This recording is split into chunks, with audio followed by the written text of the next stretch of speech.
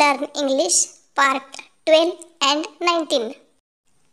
This is a table. हा table आहे. This is a chair. ही खुर्ची आहे. This is a door. हा दरवाजा आहे. This is a window. ही खिडकी आहे. This is a cot. हा पलंग आहे. This is a cow. ही गाय आहे.